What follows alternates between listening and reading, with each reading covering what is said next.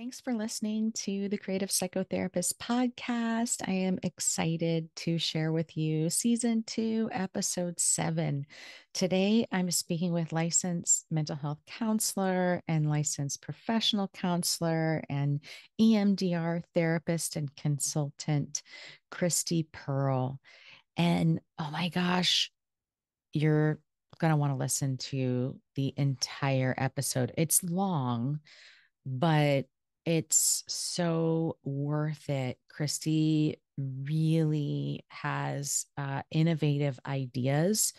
And I think that the work that she's doing is really important because she's talking about how we recreate different kinds of relationships, not only in context of who we commit to as, partners, but more how that plays into the relationship patterns that we have in our businesses. And oh my gosh, she drops some just aha kind of statements that just, I don't know, it blew my mind. As you can tell, I'm having a hard time even describing it. I'm so excited to share this conversation with you. Anyway, without further ado, listen. I hope you enjoy it, and we'll talk to you later. The Creative Psychotherapist is the official podcast of the Creative Clinicians Corner, a practice-building resource for creative psychotherapists.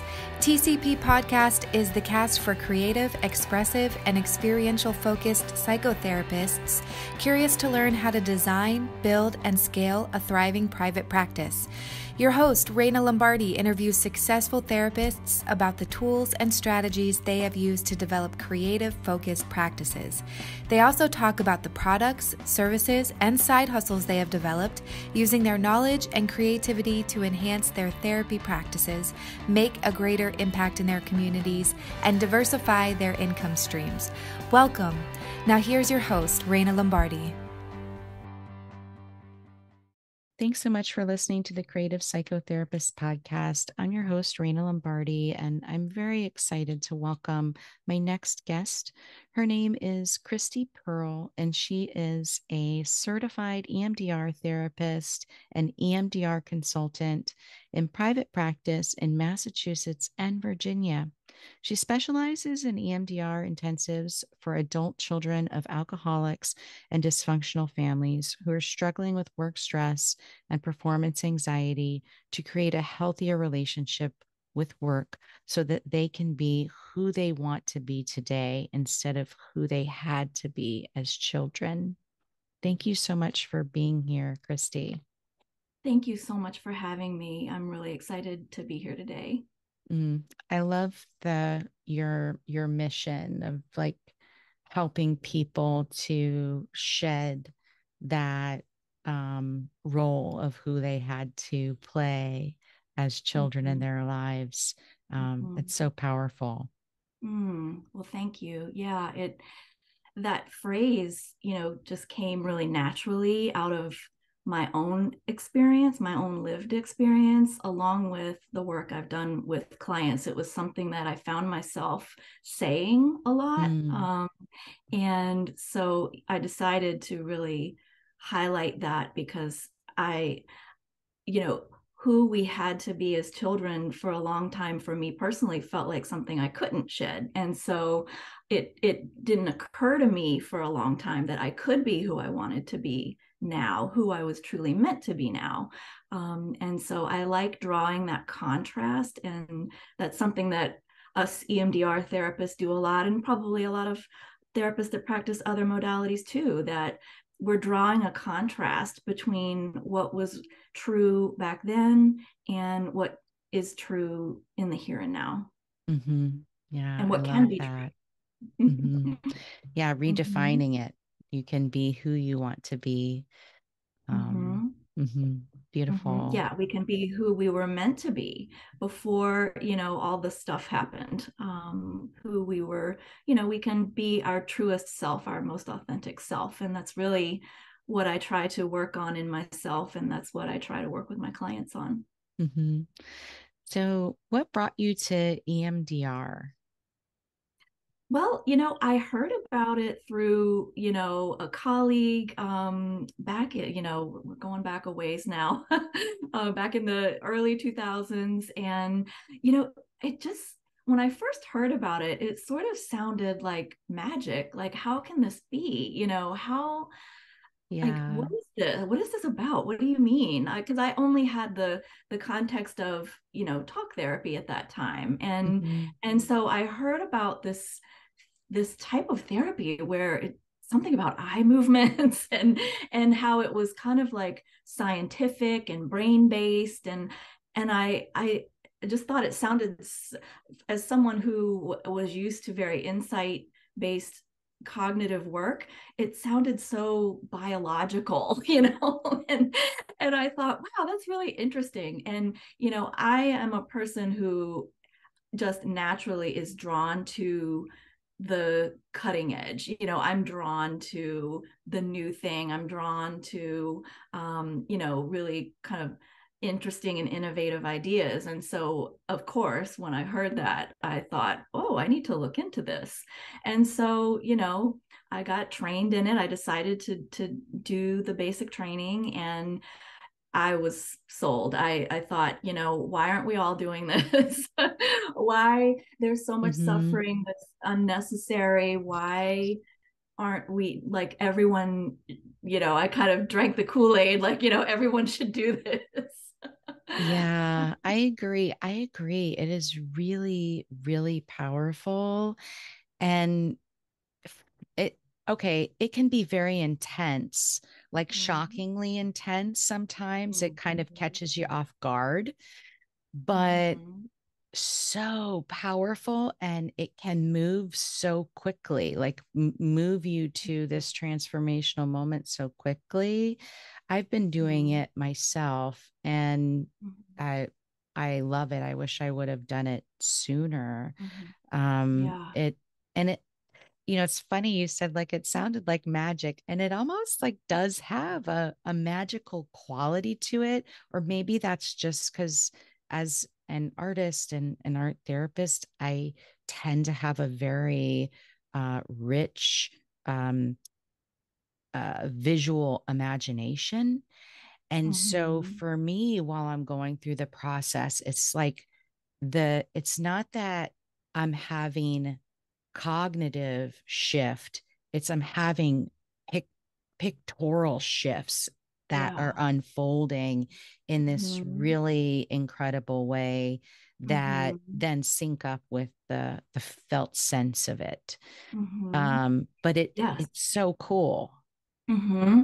I think it's funny when I'm meeting with a new client and I'm talking with them, because people usually have a lot of questions about it and they've heard things, and I really try to avoid describing it as magical, because I really want people to understand that it's, and I can get as woo as you want to be, but it's not woo, it's not No. magic, it's science, it's biology, it's actually, really, it's logical when you have the information to think about how it works. But I think we underestimate the amount of our experience that we carry in our implicit memory. So Mm-hmm. people usually, when they think about, the things I remember, and this is one of the most common questions, what if I don't remember anything from my childhood? And of course, Mm-hmm.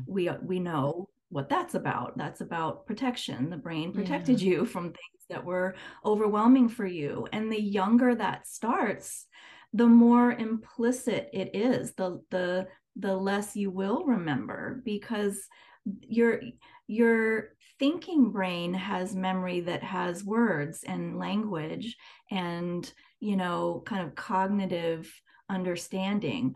But the other parts of your brain, they have emotional memory, physical memory. Mm-hmm. Our memory comes in different forms. It Yeah. doesn't just come in cognitive memory. that has words. So I think people don't really know that at first, and that is the part that feels magical when it's not really magical. It's simply the material, the experience that's been stored in those other parts of your memory that aren't explicit, they're implicit. If that makes sense. It does. You did such a great job describing it. Um, and I certainly wasn't meaning to say that it is magic, because I don't think that it Oh, is. but it can feel like But that. yes, It yeah, it has that yes. feeling when you're doing it. Yeah. And I think when I appreciate the word because the relief that people feel, Hmm. that feels magical. It feels magical when something you've been carrying and struggling with and blocking you from where you're trying to go in your life is in a matter of minutes sometimes Yeah. is is gone. I Yes, mean, that's amazing. who wouldn't say that's magical? Because it's like, oh my God, I can't believe my brain just boom, boom, boom dealt with that when I've been trying to think my way out of that for years. So true.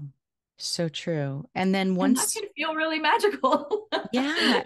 And it's interesting too, because the consequence of that processing out actually then really frees up the space to engage in more cognitive processes that are effective.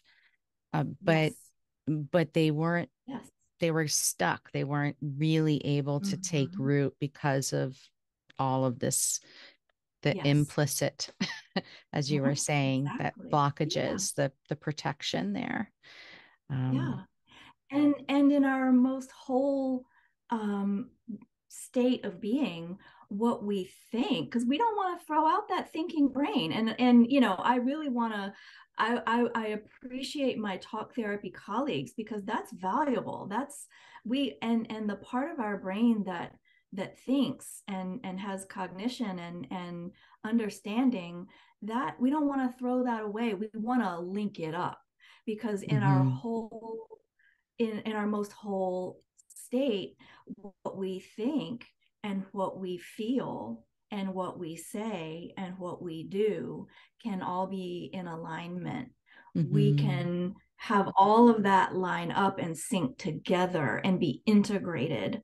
That's our goal. It's not Yeah. to further disconnect, it's to actually be able to think about those things cognitively and in a real time present day way instead of getting hijacked by all of that implicit stuff. Yeah. Yeah. Very cool. Mm-hmm. So how did it come about that, obviously you've been working as a therapist and you're using the EMDR. How did it come about that you decided to really focus on um, the relationship with career and work and business? And can we Mm-hmm. speak a little bit about that? Mm-hmm. Yeah, I would love to because I would say the way I came to that, it evolved over time. I have always worked with people with trauma. I've spent pretty much my whole career in the mental health field has been in working with people who have experienced varying degrees of trauma. Um, and when I eventually got to the point where I was shifting into my own business, I realized that a lot was coming up. Mhm. So I thought, okay, there's some stuff to look at here. And, you know, I had already done a lot of my own healing personally, you know, prior to Sure. that. And, but I think I didn't necessarily, I knew that my own history had impacted my career path very much so. I felt lost for many years. I very much replayed the lost child role in my career, because I did wander around for a long time, really not knowing who I was, what I was good at, what I wanted, or that I was allowed to want things and that I was allowed to set goals and go for them. I recreated that in my career path in general, but it wasn't until I got into private practice and was having all of these, like I said, I'm an innovator. I started having all these ideas about what I wanted to do. And then here comes all the stuff. Mm-hmm. Here come the Yes. here come the barriers. It's like, if you want to really work on your stuff, start a business. I wholeheartedly agree. I think, like, as a professional, when you step out, you go, oh, this is a new growth edge for me. And now I'm, like you're saying, I'm having to confront all of these things that I had thought I had dealt with, but no, not Mhm. completely, not really. Now they're Mhm. showing up in a different way. Exactly. And so finally I came to this point where I had done enough of my own work to feel like, this really is, I believe, part of my mission Mm. to help other people. Because this, in full transparency, I would say that my struggles in my career were the most painful, for me personally. That was a very painful experience for me.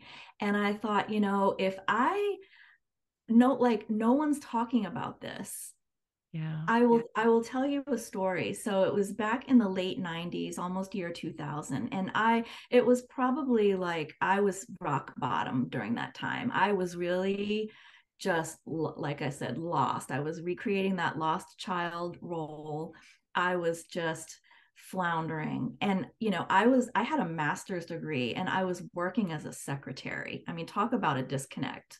Wow. So I just really was struggling. And I at the time, I was living in Cambridge in Massachusetts, and I liked going to the Cambridge Center for Adult Education to take classes. And so one day I was flipping through the catalog, because we still used paper catalogs at that time. and Yes, I remember that. and I saw this course, and the title of I almost fell out of my chair when I saw it. It said, the title of the course was Career Decisions for Adult Children of Dysfunctional Families. And I was blown away. I thought, what? You mean that's a thing? Like, that is a thing. Like, there's a reason why, like, this has to do with my career too, like Mm. like my struggles. Like, I had done, therapy by that time. Like, I understood how it impacted me personally, and it had absolutely impacted my own history, had impacted me personally, in terms of my self-esteem, in terms of my relationships, in terms of, all of those domains of life that we think about. But I didn't realize until then there was a possibility that that was part of why I wasn't able to get my act together.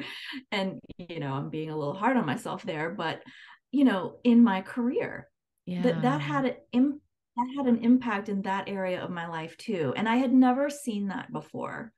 And so I took the course, and it was very, enlightening for me. And, I wish I could say I took the course and then I got it, on track. And it still took a few years. It still took a while, Sure. and it's been a journey. But that course, and I wish I wish I had saved the syllabus. I wish Hmm. I knew who the man's name was who taught it. I actually have called the Cambridge Center for Adult Education, and I asked them, do they save old material? They said no. I wish I knew who this man was so I could tell him how much he helped me, because that was a Wow. really amazing, experience.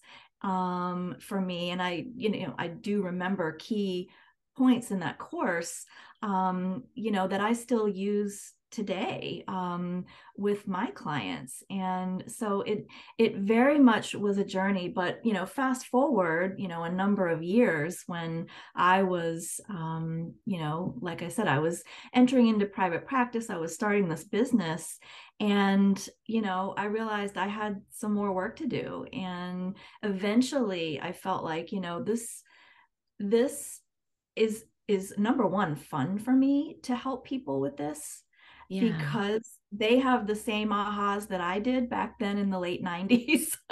Mm, that is fun. um, yeah, it is fun. And I just felt like this is something that I can add. I have the experience with this.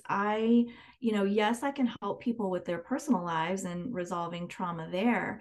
But this allows me to really blend a lot of my different passions. I love talking about business. That's something I didn't know about myself until fairly recently in my life. I mean, I'm 50 years old, and I've recently learned I really like talking about Me business and too. marketing, and like I love it. It's really, it's really allowed me to step into my fullest authentic self. Mm, And it's really gratifying for me to see other people being more successful, stepping into their authentic selves, really claiming their calling and their purpose. That's really meaningful for me.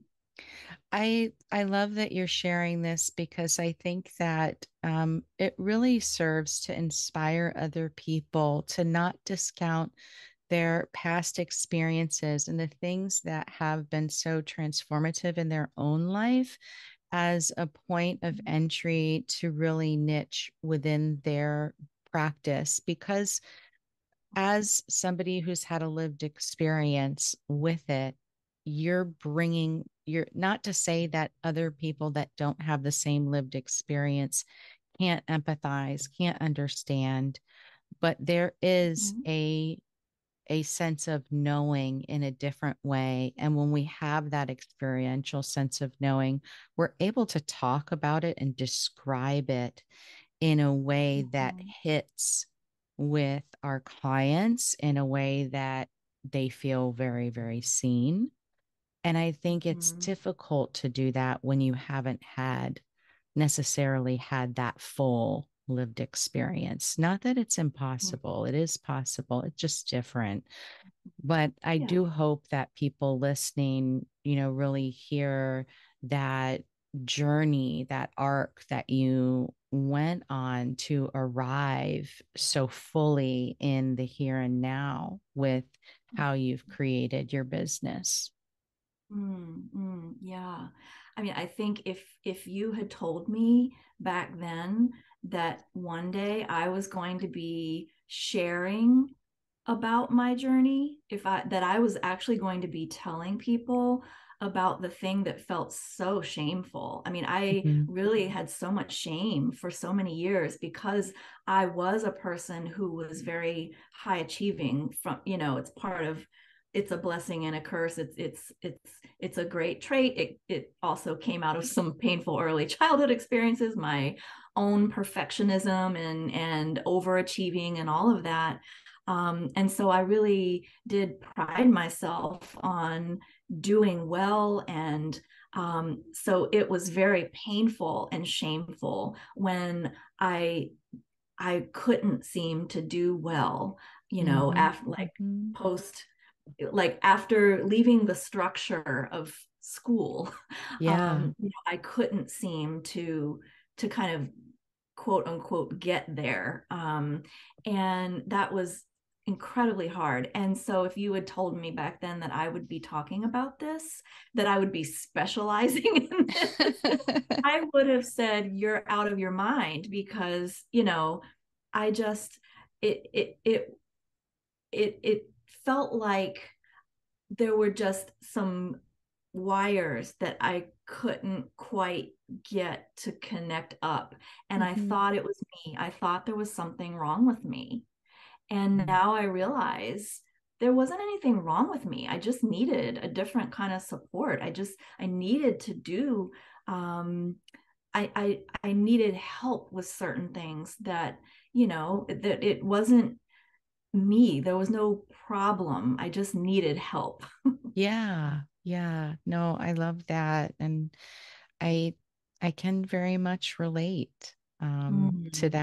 that process of I Mm-hmm. couldn't imagine speaking in public and like Mm-hmm. being like doing all of these things, but that's I think the work of being a therapist forces us to do so much internal of our own internal work and Mm-hmm. then going out into your own business also forces you to do more of your internal work, and you really start to push and grow and you reach that edge and you're like, okay, like I'm ready to do the next thing. And I feel like at each edge it's a ripple of the past, right? The ripple of the emotions of the past, the fear, the insecurity, that Mm-hmm. like, who do you think you are to do Mm-hmm. that? Nobody's gonna want Yeah. to hear that. No, right? Yes. All All this of it. All chatter. of that.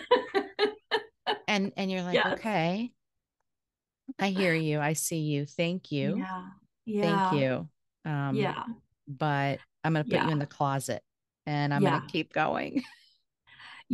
I think this is why, and this is my personal opinion, I think it's really important for us therapists to get out in the marketplace and share what we know about that, Mhm. because and I really appreciate the coaching industry. I know some excellent coaches. I value that. I have coaches. I've done coaching in the past. Like this is not a knock on the coaching industry, but I have seen isolated individuals sharing some information that, in my opinion as a therapist, is not helpful for people, is not what is going to help people move forward. And so I think it's really important that, like you were just talking about, those critical voices. you Mhm. know i I was listening to a podcast from a well-known person, and she was talking about her inner critic and how she had a name. I don't know if am I allowed to swear on this Uh, podcast. sure. If you I'll swear, I can mark it off as, explicit or I'll just whatever.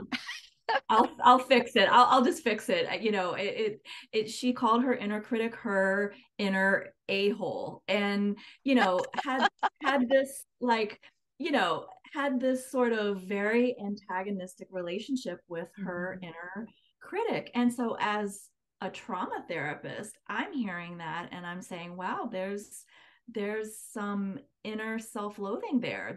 If we aren't really able to turn toward all of the parts of ourself, if we aren't able to embrace and befriend and gently be curious about all of the parts of ourselves, even those parts that feel like a problem to us, like our Yeah. inner critic, then we aren't able to really integrate and be whole and move forward. And so I hear a lot of things like that out in the marketplace from people that don't necessarily have the same training and therapeutic wisdom.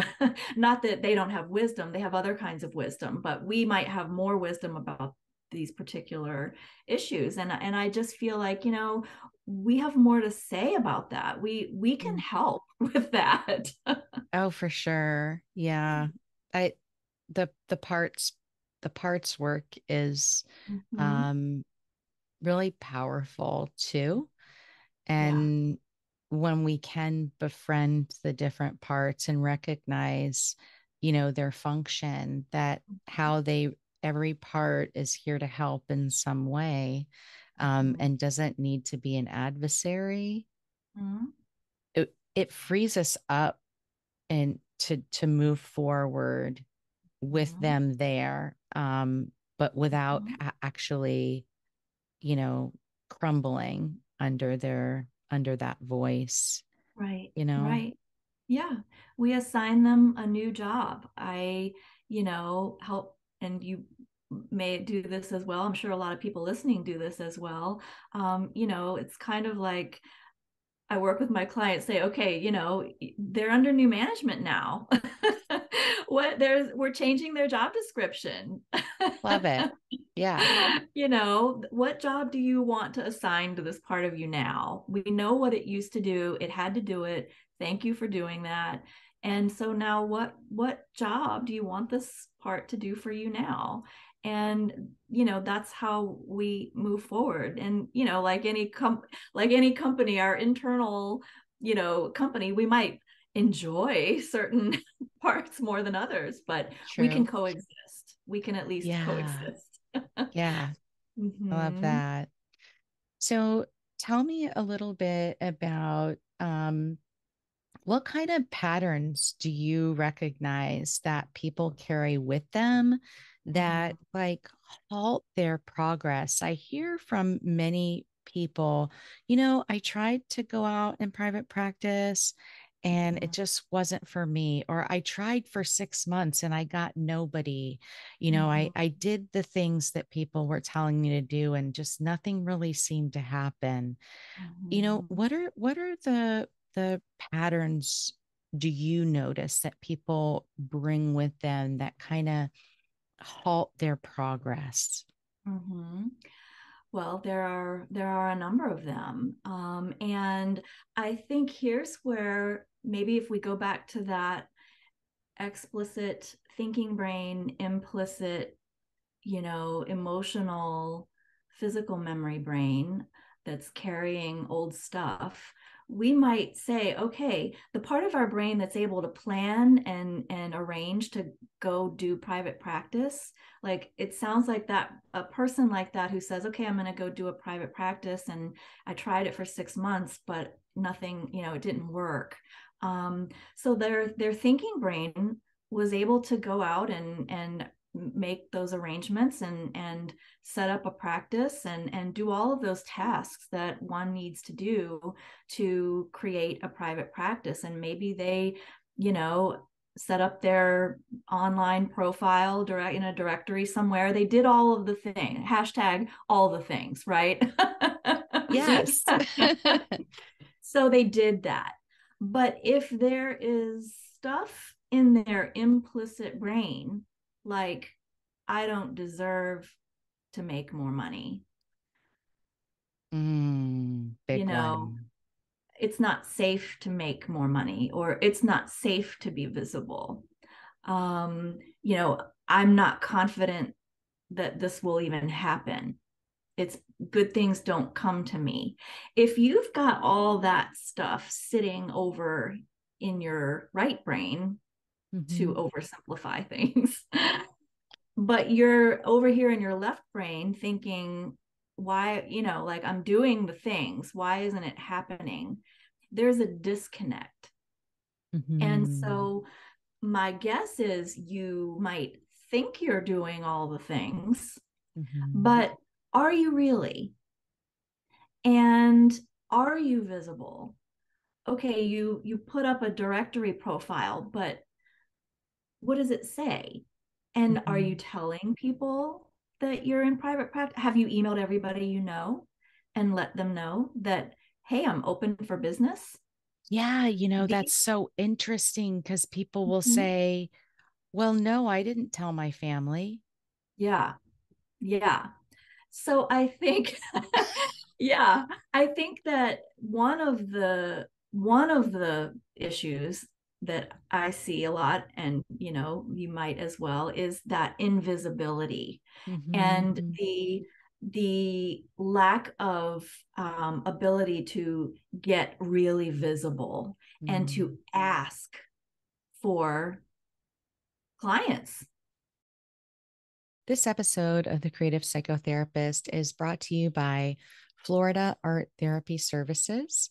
Florida Art Therapy Services is a proud provider of continuing education sponsored through the Florida Board of Clinical Social Work, Marriage and Family Therapy, and Mental Health Counseling, and offers a wide variety of continuing education trainings on the topics of supervision, art therapy, and other requirements for Florida licensure.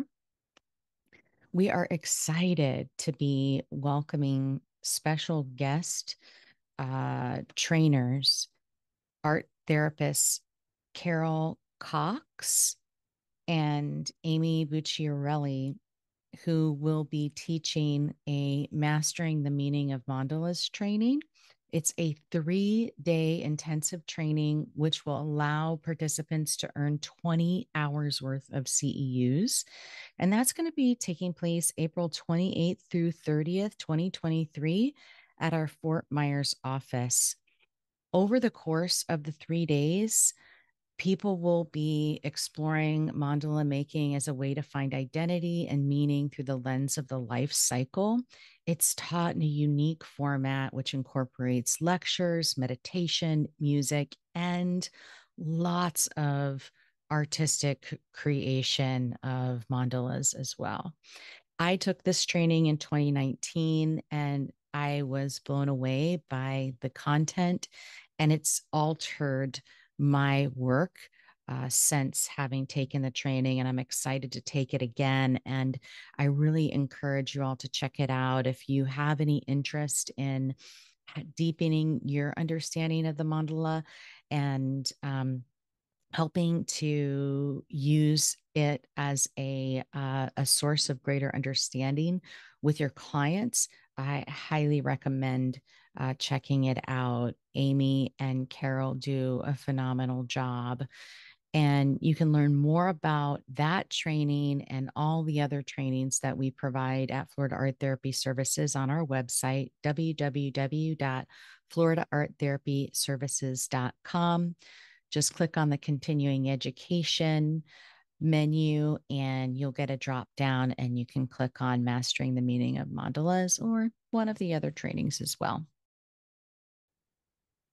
Yes. We have, and some of this, so it's so intersectional.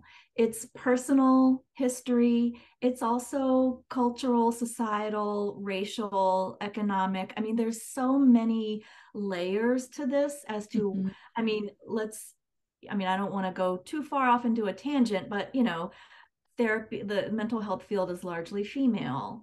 We've Yes. gone to it's largely female and largely white. True. We've gone to institutions that taught us. I mean, I challenge you to find a therapist who somewhere from some professor or supervisor wasn't told, we're not in this for the money. Oh, I hate that. Me too. That is like one of my biggest Yeah, peeves yeah, because it is so shame it is. inducing.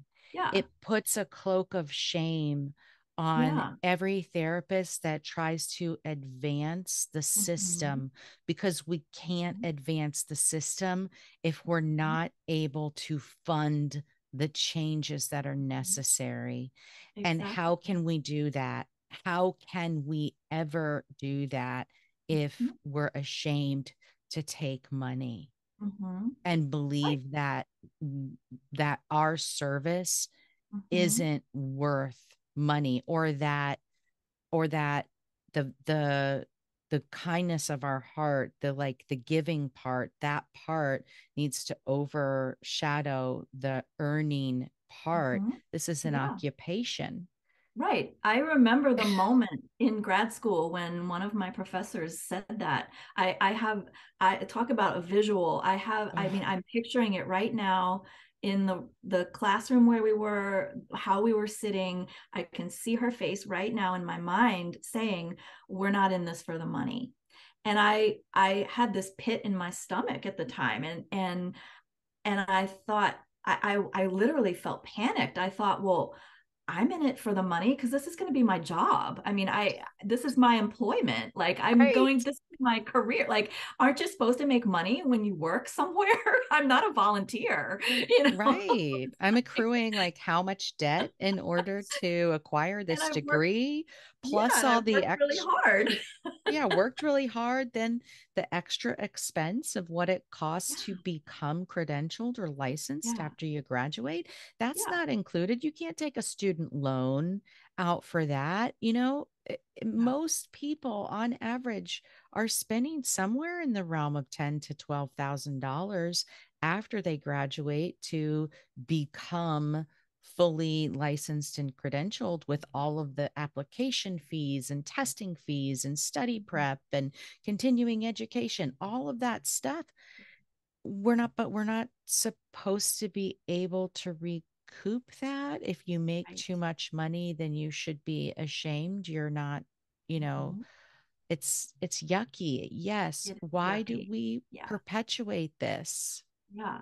Well, the way I see it is we, many of us are drawn to this field because of our own lived experience. I mean, I really, I don't know very many therapists who don't have some sort of early attachment injury.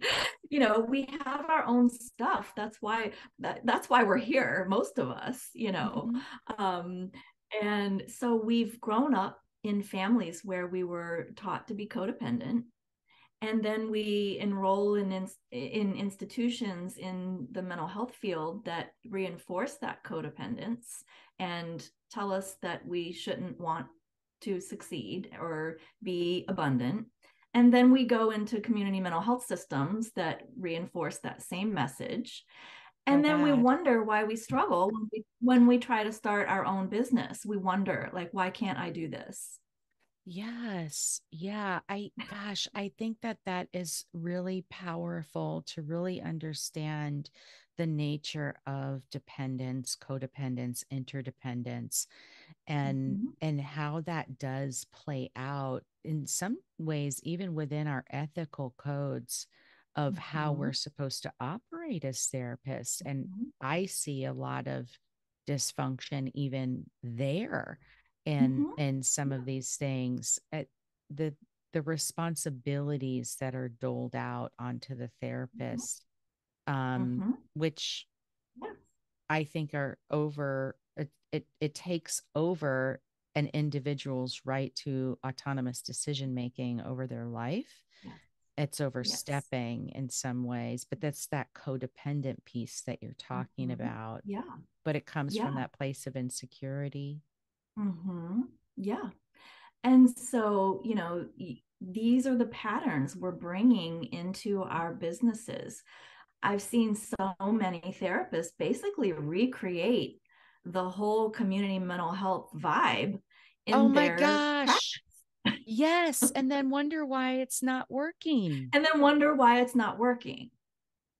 Yeah. There's so much we could say about that. There's also, I think sometimes there is this old school idea that therapists shouldn't advertise, they shouldn't market, they should just sit and wait for clients to show up because it's undignified to get out in the marketplace and sell, which is, I mean, selling is service. Selling Well, is service. Selling is love. Selling is sharing your gift. One of my mentors, my coach, she told me one time, you are not bothering people when you are telling them how you can help them. yeah. Yeah. That's You are so not bothering true. people. But how many, it's sort of taboo when we start, you know, getting in, like when we start treading into the waters of marketing, people get really confused about what the purpose of that is. they they Yes. they think it's, they think it's to prove, and you see this on so many therapist websites, assuming they have a website. Many therapists don't even have a website, but and you can probably build a successful business without one. But if you have one, you look at it and it's all about them trying to prove that they are qualified.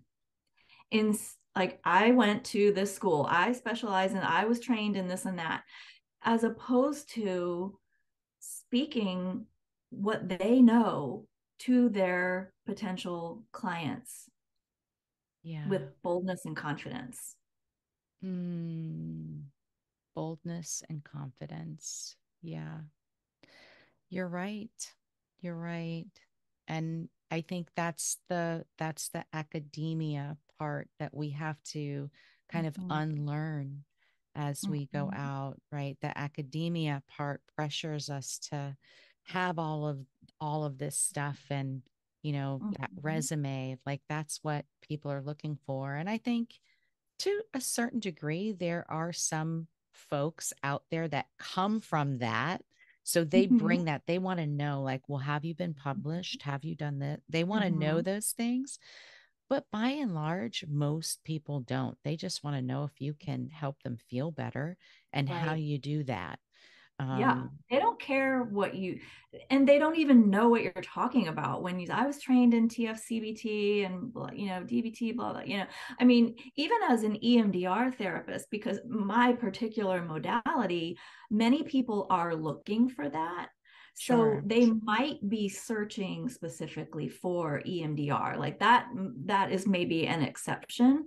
But even with that, I learned a long time ago, a modality is not a niche. No. Lots of people do EMDR, but what is different about me? What am I offering that is going to help my people? Because I'm not here to help everybody.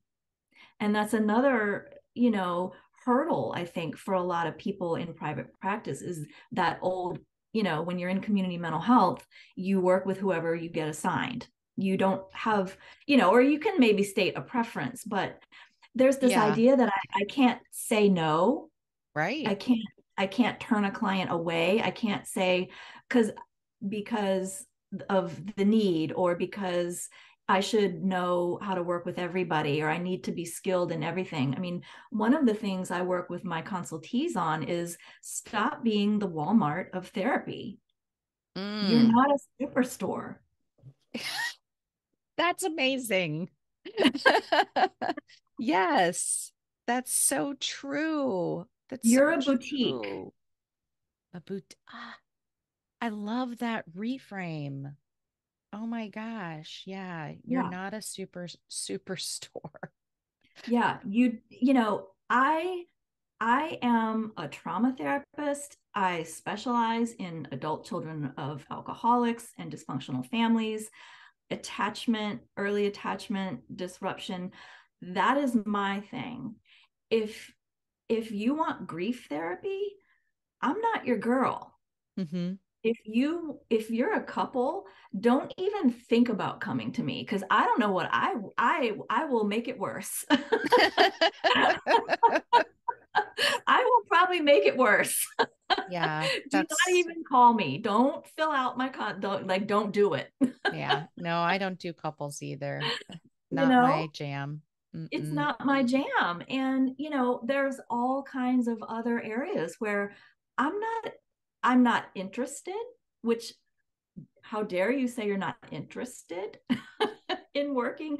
I actually saw this on a Facebook group, a big therapist Facebook group one time. A therapist got really shamed for saying she didn't work with depressed people. And she got really raked over the coals. And I've seen that, more than once, where, you're allowed to say what you want to do with your own life and career. So if you don't want to work with depressed people, you don't have to work with depressed people.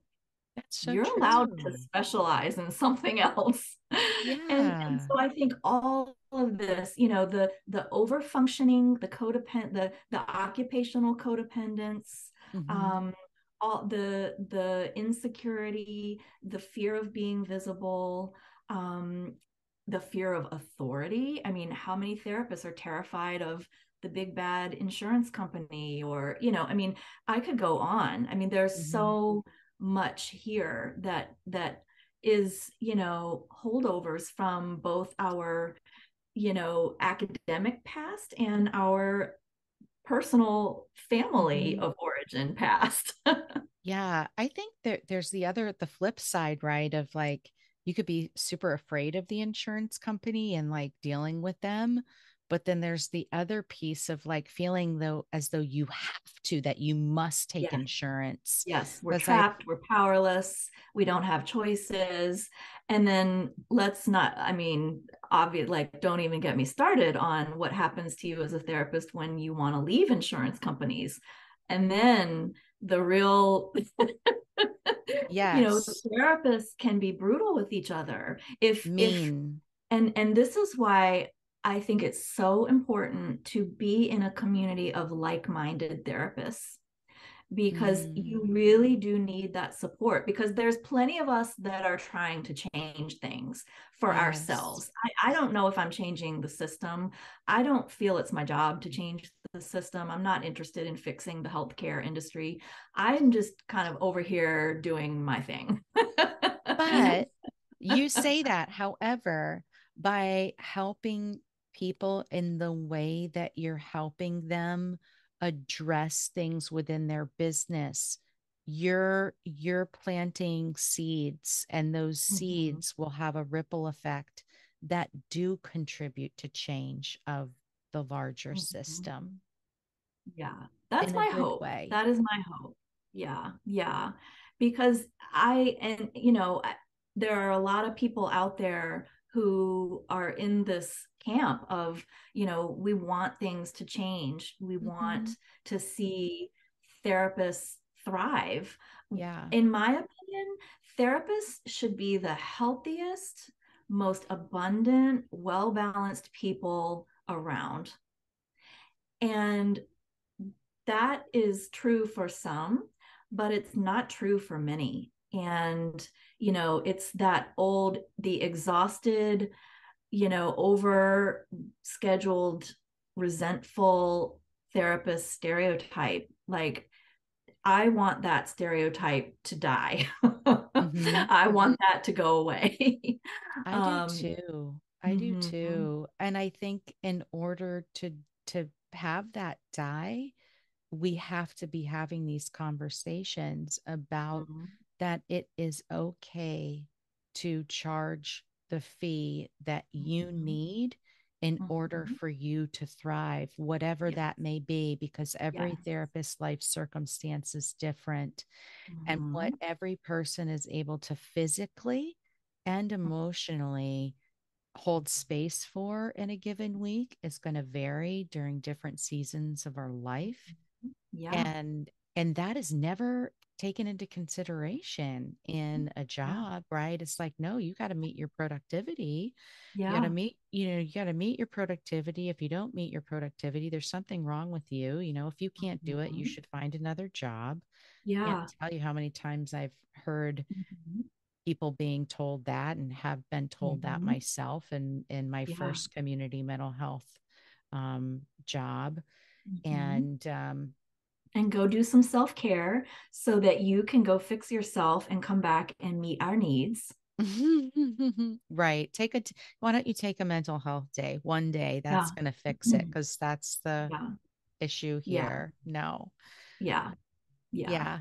Yeah. And so, it's really important in my work that I help people understand that self-care is not something that we squeeze in the cracks and crevices of our overbooked schedules. It No. is something that is built in structurally into your Right. practice, in your schedule, in your policies, and in your fees. Mm. Can you can you speak a little bit more about how it is in your policies or in your systems in your business, Mhm. how Yeah. therapists can do that? Yeah. I think, the probably most commonly thought of one is the cancellation policy. That's, I hear, and I feel like I want to give a caveat. So people can make their own decisions. People have different ways of thinking about this. And Yes.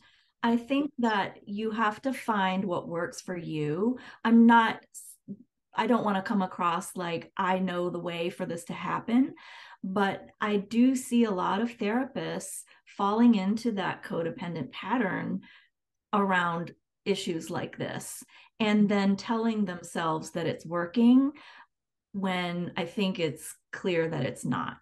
Um, and so, enforcing those policies, holding your clients accountable, the idea that, it's, oh, well, they were sick, or there was an emergency. And I mean, I know we're kind of coming out of COVID, and COVID's probably a whole different conversation.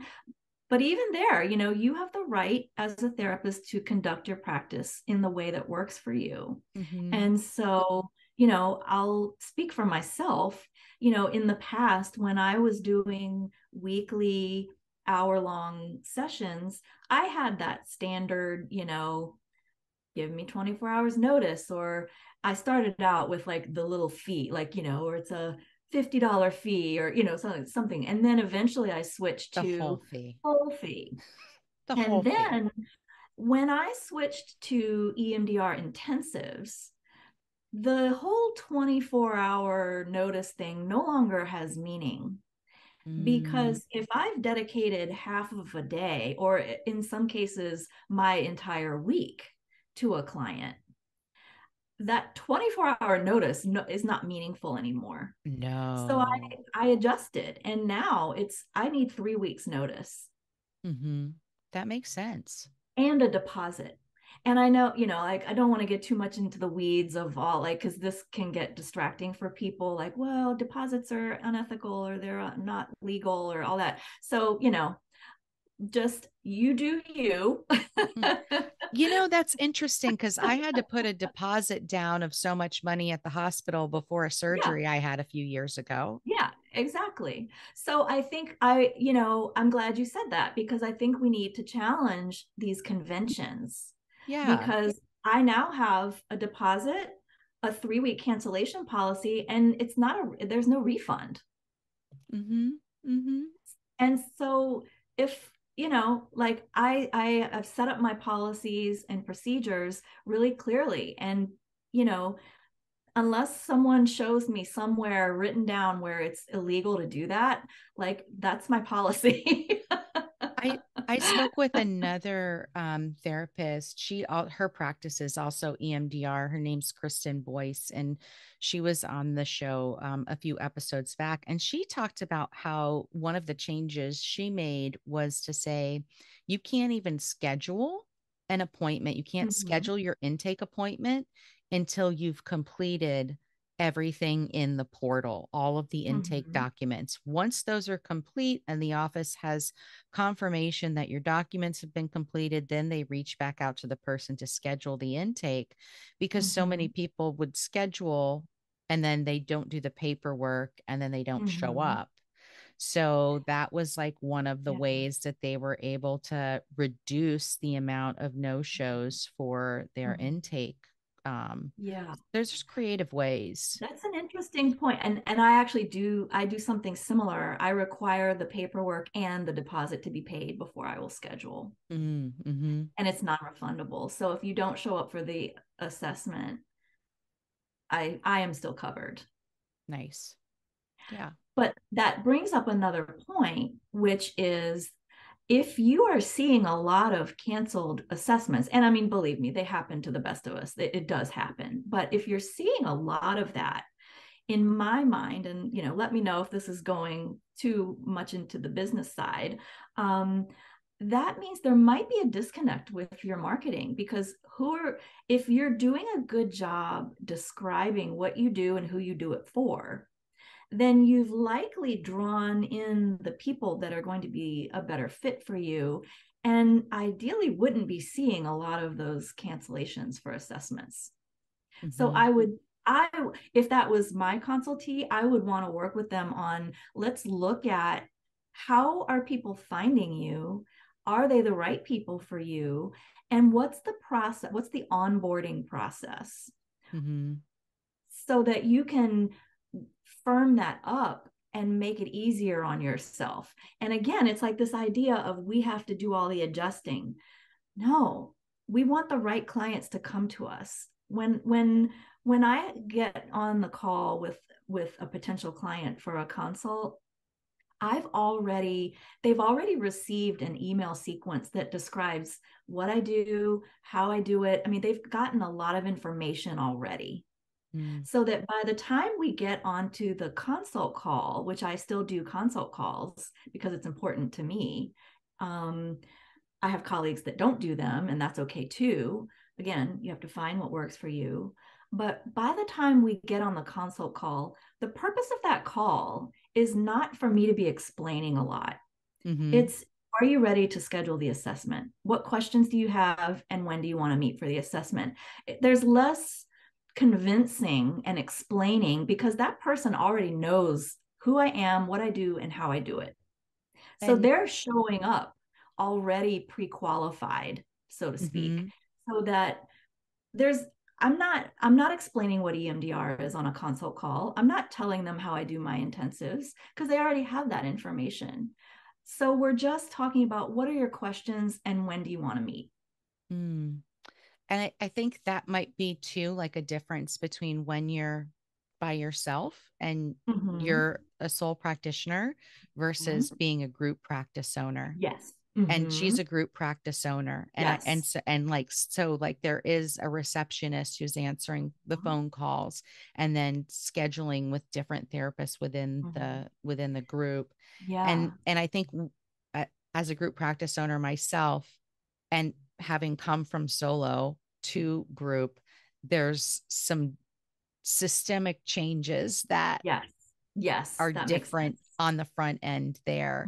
But I agree, there are ways. Yeah, I would minimize. Still wonder. Yeah, I would still wonder if there's a way to empower the receptionist even more to do some screening, to train on what we're looking for and what are the things for, because each of those, and I definitely can appreciate I used to be part of a group practice, so I definitely can appreciate this. Each of those therapists is a unique, right, individual provider, like, so that's that. But I think the better the front end gets in however you're going to do that, the easier. I think we always have to be looking at our systems and looking at if something's not working. Yes. How can we improve that? And that's sort of a value of mine, is like continuous improvement. And and yes, it's much easier for me as a sole practitioner than it is for a group practice. It's much simpler for me, but I think the same principle applies in that whether you're solo or whether you're group, and no matter how big you are, actually, the bigger you get, probably the more important it is to do that. Yeah. Where are the systems not working, and what can we tweak to get better and to get more of what we want? No, I agree. That is definitely an important part of growing. Right. But we're only going to be as effective as our systems help us to be. And a bad system can really break us down and cog the wheels. Yeah. And speaking of systems, that brings to mind another challenge that I think a lot of adult children have, which is that addiction to excitement and really thriving in chaos. And that is something that many people recreate in their businesses, that the systems are all over the place. They are sort of always kind of, someone once told me, a client actually said this to me recently. She said, even bad dopamine is still dopamine, and it's something that my coach talks about too, like stop dropping the dopamine bombs into your business. A business actually should be boring. Yes. The foundational systems of your business should be boring. There are other places in your business where you can bring in your creativity, your innovation, but the very foundation of your business should really be pretty boring. To I be like that. sustainable, to be profitable, to be, to really last in the long haul and to be healthy.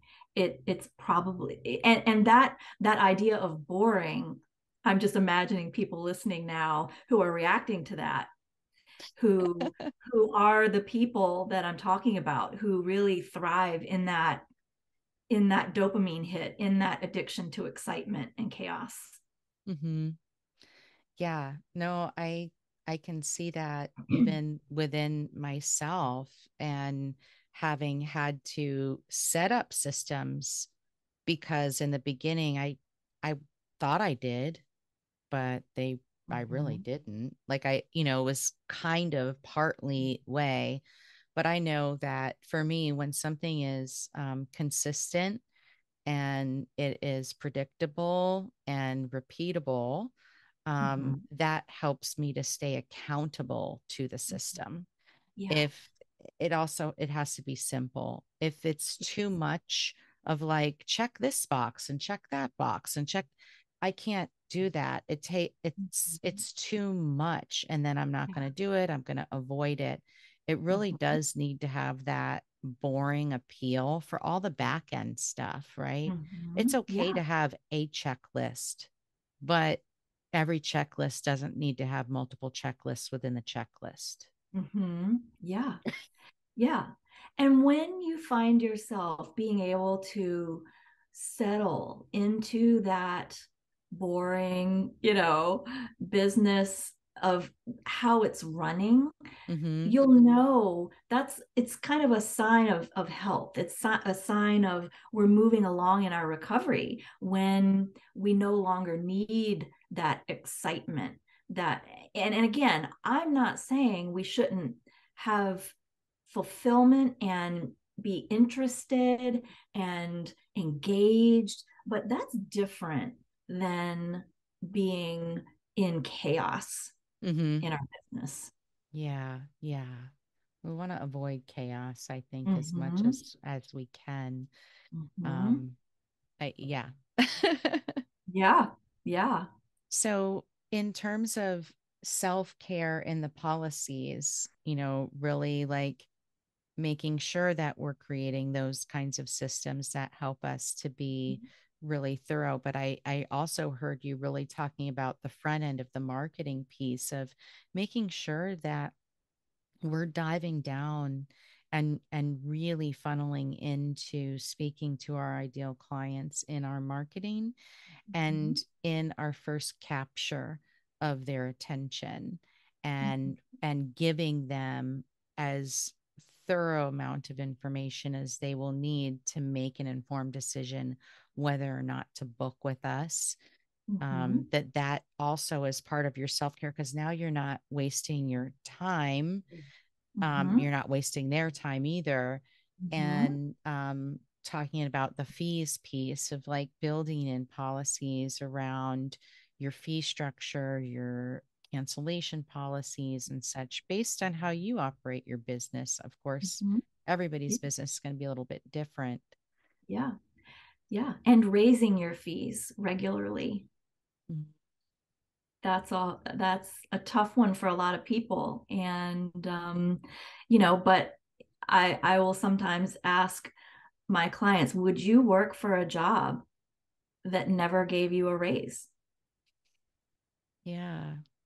You probably not. And yet that's what you're doing to yourself. Yep. And so there's where a lot of the but I'll lose all my clients and again I'm speaking from experience in this too. I mean I've felt all of these things at times. You know there can be a lot of fear that comes up when you're thinking about expecting more from other people. Yeah. And, but again, I think back to what you said a few minutes ago, we have to give people the respectful option of choosing for themselves. So Yes. this is what I'm doing. This is how much it costs. And you get to say yes or no. Mm-hmm. Yeah, I think that that piece is huge. Yeah. Because if we're making those decisions, we're making those decisions based on a conversation that we had internally, not one that we had Mhm. externally with the client, which gives them the power to choose and is also Mhm. empowering for them. I think that's a piece Mhm. that sometimes gets missed. And I've heard multiple therapists talk about this in terms of, you know what, I raised my fees and I was scared, I was terrified, but nobody Mhm. left. Or I raised my Yeah. fees and people actually thanked me and told me that I deserved it. And I was really Mhm. surprised by that. Or, you know, I took 2 weeks off. I thought my clients were going to be very upset with me. I didn't think that I could do that. And everybody was Mhm. totally okay with that. Yeah. Um, So we can surprise ourselves when yeah. we take that risk and we advocate for ourselves in that way. When we choose ourselves, we learn that the world doesn't fall apart. And Yeah. something I hear a lot is when therapists will be in their client's business and they will say, well, I would raise my fees, but my client can't afford it. And that's probably one of the most common things I'll hear therapists say is that they can't afford it. And, you know, I try to help them see how that is actually very disrespectful to another adult, that they don't know how to make decisions for their own life and their own money. And that there's a codependence there, that, get out of your clients' business, that they get to decide whether they can afford it. You don't have to decide that for them. Right. And so I think that's a really common way that it shows up, Mm, when therapists are making decisions based on what they think their clients are going to say about it. And they're fearing the reaction. And that's pretty much the definition of codependence. yeah. Yeah. I'm so glad that you followed up with that piece because I have heard that many times and I've been guilty of saying that myself. Mhm. And it took a while for me to really learn about what I was doing, to make sense of it in a different way, and to say, oh gosh, that is not okay. It's not okay for me to determine that for somebody else. They get to determine that for themselves. And Right. I don't really have all the information to determine whether or not somebody else can afford something. I have no Yeah. idea. I have no Mhm. idea what other Right. people's situations are. And oftentimes I think there is it feels like an automatic need to renegotiate a lower fee. Like, oh, I'm just going to give you a Mhm. lower fee, you know, because you didn't automatically say, yes, I'm going to take that appointment Mhm. after you've disclosed the fee.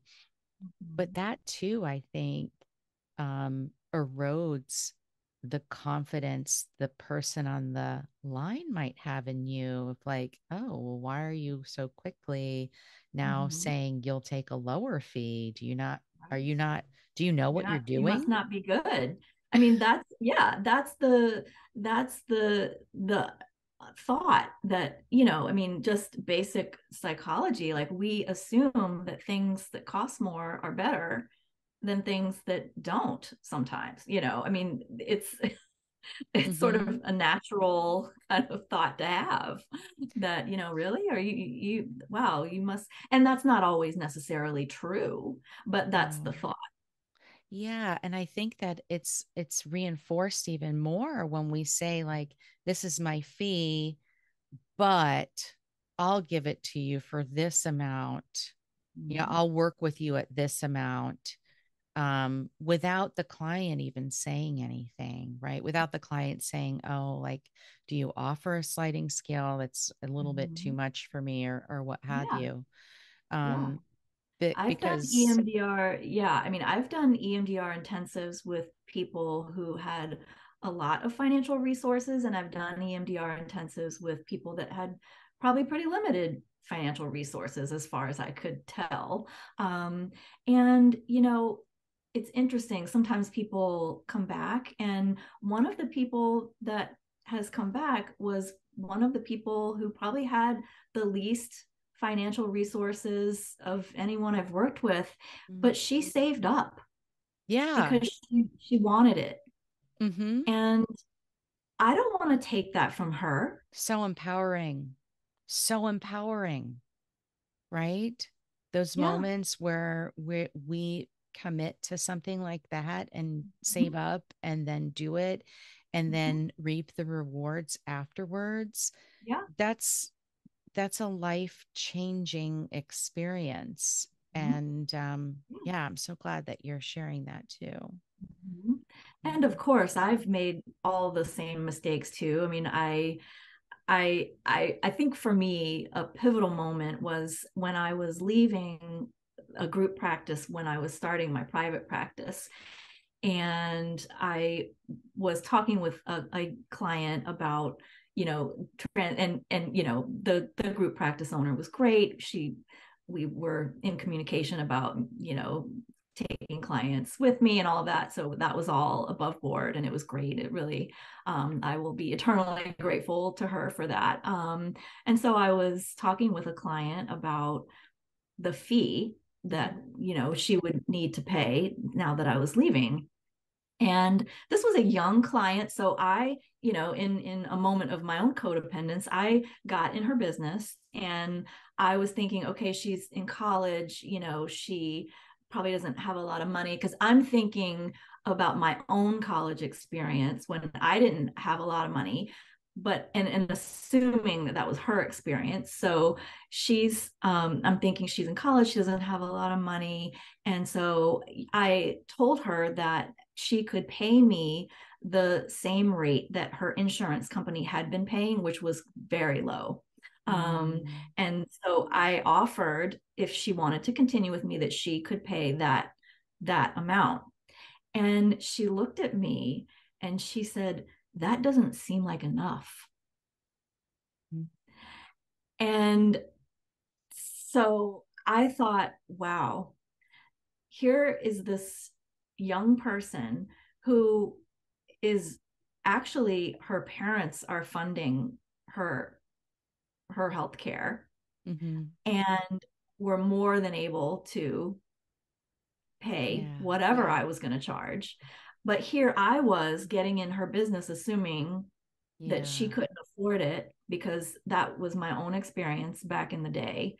And so I went for quite some time with, really, you could look at it like a loss of income, because this is, Yeah. when we look at what that costs us over a year, Sure. that was a defining moment for me, when I had this, 20-year-old sitting there telling me I wasn't charging enough. Right. Right. And then people are saying, oh, but you should be supervising people for free. But it's the Yeah. same calculation with greater liability risk. Mm-hmm. Right? Because you figure how many hours of supervision do you need? 100 to 150. Some places it's Yeah. 200 hours, depends on what state. But Yeah. those same applications apply to like that part of our business if we provide that service. Yeah. And you Mhm. accumulate, and you're like, oh gosh, over the lifetime of that, that's like 10,000, 12,000, $15,000 worth of Yeah. income for one client if I do more than that, right? Like, I really think we have to be very strategic about doing pro bono or sliding scale work, but that could be a whole That nother could like be a whole nother conversation. conversation. But I think it's an important conversation, because I do practice intentional generosity in my practice. But the only reason I can do that is because my cup runneth over. Right.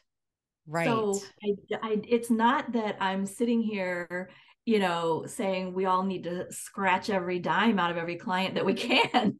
It's, No. we deserve to be paid for the high quality work that we're doing, for the valuable work that we're doing. And I I'm just really over the conversation around kind of proving that we deserve it, or like minimizing the value of our work. And this really does bring up another point, which is that I hear people sometimes saying, like, charge what you're worth. And I don't love that phrase, because to me, you're priceless. You're Mm, a human being who is absolutely, like, we can't put a price on your worth. right. So I don't love charge what you're worth. What I like better is charge what you need to make to live your life.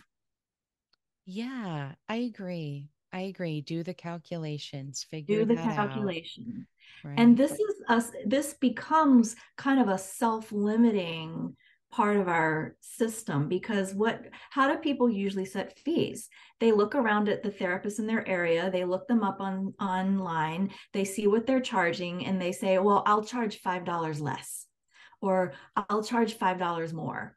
Or, like, they do Mhm. this weird kind of comparison. And, I've done it too.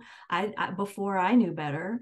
And, it becomes this kind of self-limiting phenomenon where no one's making more because everybody's looking at everybody else, and sort of like, it's like reverse chicken, Yeah, it's like we're right. keeping each other down when we do that. Yeah. And so that would be like, a restaurant looking around and saying, like, what are all the other restaurants charging, no matter what those other restaurants are like, Right. and say, okay, well, we'll charge that. Mm-hmm. Yeah, no, Like, so true. if, like, you can get a coffee at Starbucks, you can get a coffee at Dunkin' Donuts, you can get a coffee at 7-Eleven and Cumberland Farm, you can get a coffee in a lot of different places, but that coffee is going to cost something really different at each one of those places, because each one of those places has different expenses and different needs, That's and right. is offering something different. And a different quality, Mm-hmm. right? Based on the quality of the product, based on the training of the people preparing the product, Right. and Right. same with us, right? Yeah. We're going to be I think able to call in a greater fee. At least I would hope so, when we have experience and, you know, the credentials, the training, all of that adds up to and goes into our fees. Mm-hmm. Um, on In addition to, what is it that we need to survive? What is it that we need not just to survive, but to thrive in our own lives? Yeah. And then how much does it cost to run our business? Mm-hmm. And then we can set the fees. And if people say, oh, that's a lot of money, the if you're not in business, then you might come to this conclusion that that person is charging $200 an hour, that they're actually earning $200 an hour. And that's myth. That is not accurate, Mm-hmm. because it's not taking into account all of the expenses and all of the time Mm-hmm. that has to cover for the unpaid work that that individual is responsible for running and operating this business, because we don't get paid to do the marketing, we don't get paid to write our web copy, we don't get paid to answer our phone or answer our emails, and all of that takes time. And that's built into that one fee, you know? Yeah. And it should be built into that fee, because yes, there are sort of there are certain tasks in any business that don't necessarily generate revenue, right? And so the fee for the business has to cover those things. And I think, and it's funny, I was just having this conversation with a consultee, and I asked her, where do you go grocery shopping? She told me, and I said, okay, when you go in there and you buy a loaf of bread, you're not just buying like that actual bread. They have calculated what their costs are, and they've put it into that cost of that loaf of bread. They had to pay somebody to get it there. They had to pay somebody to package it. They had to pay somebody to put it on the shelf. They had to keep the lights on. They had to, like there's all kinds of things that go on that result in you being able to pick up that loaf of bread that day. And our business is the same.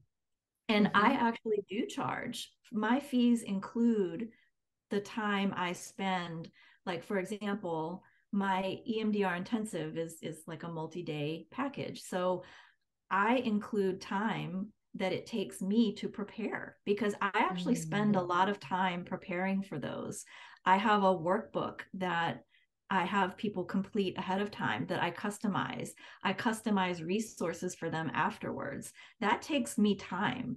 So my intensive rate includes, at the same hourly rate as my actual client time, the hours that I spend on those tasks. So this is something important for us to pay attention to, because I would challenge people to look at, what is your actual hourly rate when you look at all the other things you're doing in your day?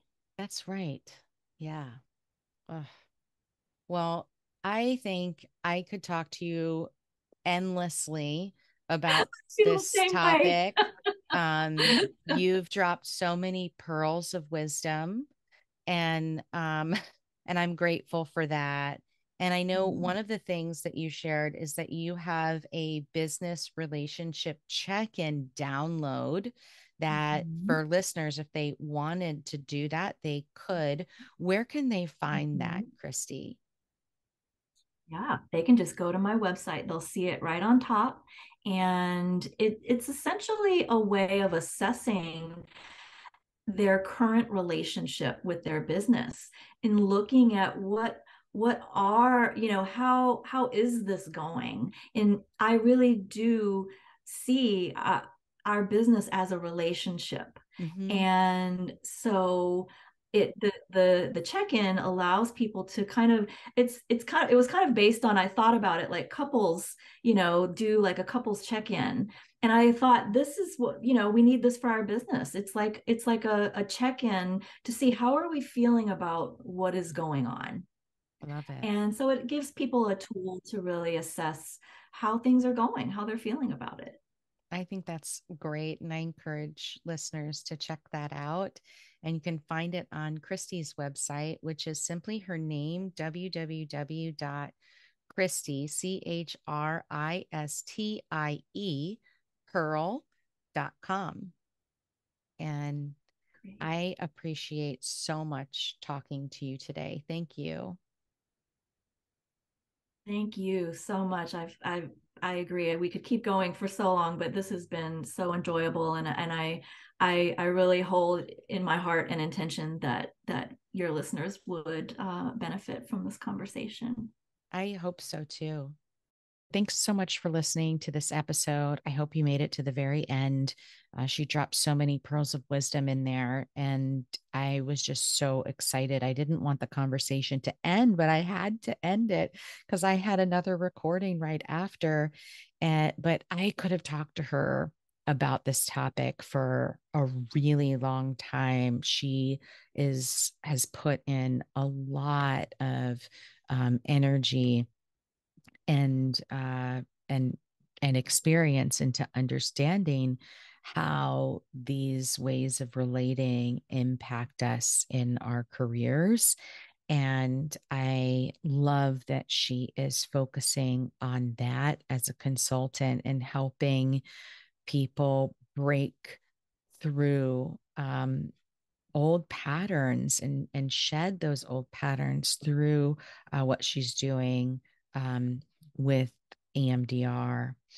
Anyway, I highly recommend you check out her work. You can find more about her at her website, christypearl.com. And you can grab your free business relationship check-in, which is a multi-page kind of quiz that helps you to gain clarity around what's working and what's not working so well in your business, and gives some ideas of how you can help with that.